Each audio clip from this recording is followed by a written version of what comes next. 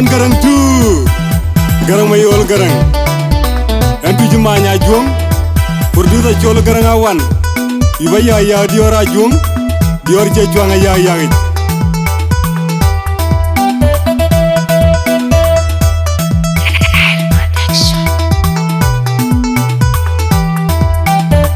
aku nama diora juanga yuade lida chigo diora juanga yuade ejir bai aku nama diora juanga yuade lida chigo diora juanga yuade ejir bai aku nama diora juanga yuade lida chigo diora juanga yuade ejir bai ame yara timudu yara buton tingri matwela ajen kiri yeno igare loy lang palyao ajiga jabat ekajil yara ni jilu yapit pana jom ajaglu na pointel yara rilla chirati kajim kiri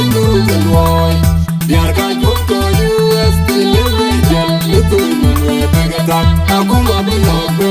kululu jwe to pana ka benang di palang kira bekongri yang kerja kebai yara jumna jumna kajing panjang panjang kita coba yara beton yara tunggu aduh lebih buyar manjai anak bugarang bapaknya dengan dua tangan malu aja anak ini jalan malam juga bunadin acuan kualiti model gini yang di depan negeri pujian yang biar ribet aku negara aku bulagan anak kira aku cari cura aku atong tanam macam jajang nar alaya yang keleng ketar panyau kecil aku nak gemar juang ayai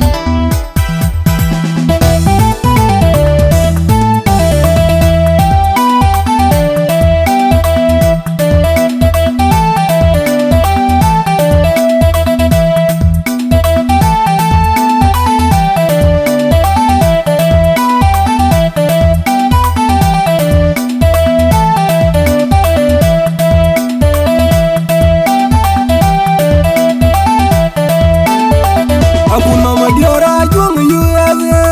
lida chigo diora juanga yuade ejir bai aku nama diora juanga yuade lida chigo diora juanga yuade ejir bai aku nama diora juanga yuade lida chigo diora juanga yuade ejir bai ame yara timudu yara buton tingri matwela ajen kiri yeno igare loy lang palyao ajiga jabat ekajil yara ni jilu yapit pana jom ajaglu no pointel yara rilla chirati ajen kiri loy yar ka jom to us tilwe jal to no begata aku mabulok kululu jwe japana ka benang di palang kira bekongri yang kerja kebai yara jumna jumna kajing panjang panjang kita coba yara buton yara tunggu aduh lebih buyar manjai anak bugarang bapaknya dengan dua tangan malu aja anak ini jalan malam juga bunadin acuan kualiti model gini tinggi cepat dan pujian yang biar ribet aku negara Tuhan aku bulagan anak kira aku cari cura aku atong tanam macam jara jumna alaya yang keleng ketar panyau kecil aku nak gemar juang ayai